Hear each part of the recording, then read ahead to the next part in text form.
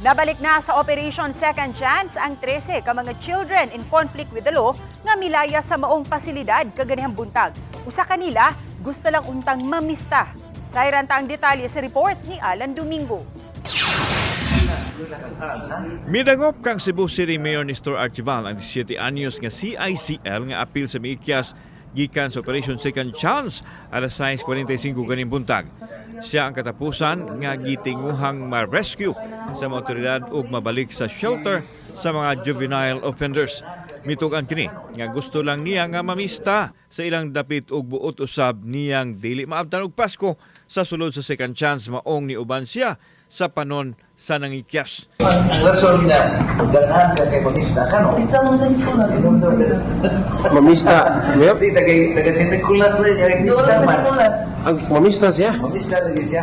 Gabi matod pagiplano nila ang pag-ikyas ug sa dihang nakahigayon ng layat sila sa koral sa pasilidad ug nag-iyahay na sa pagpangdagan ug nagtago. Sa kilid nga bahin diri sa Operation Second Chance miagi ang mga children in conflict with the law sa ilahang paglayas dinhing dapita. Daling nakaresponde ang mga otoridad ug nakuha pagbalik ang 12 ka mga CICL ug giproseso sa Operation Second Chance. Higpit ang patakaran sa pasilidad diin kutob ras gawas ang media ug limitado ang impormasyon. Nasayran ni Konsehal Dave Tumulak nga usa sa nag-unang miikyas ang usa ka CICL nga naglain kuno ang buot kay wa makatambong sa bunyag siyang anak. Naandan gina sa ato ang mga CICL nga maglabay na sila og basura. Ang ato sa mga house parent kay bawo sa na sila nga ng mga orasa mukuha sa ilahang basura.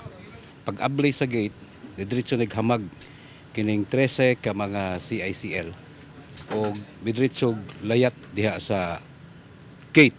Ipataoran na og barbed wire ang kural palibot sa pasilidad aron dili masubli pa ang pag-ikya sa mga juvenile offenders. Kinahanglan nga naagi counseling diri.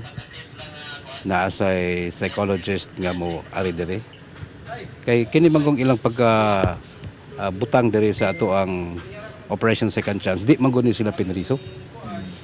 Lahi ni siya sa uban nga mga kuan mangguni siya kanang halfway house. Wa pa mohatag og pamahayag ang tagduma sa Second Chance ug wa pa usab motubag sa tawag ang pangulo sa DSWS kung unsa ang ilang gihatag nga intervention sa mga batanon. Kauban si Clover Lumayag, ako si Alan Domingo. Balitang Bisdak.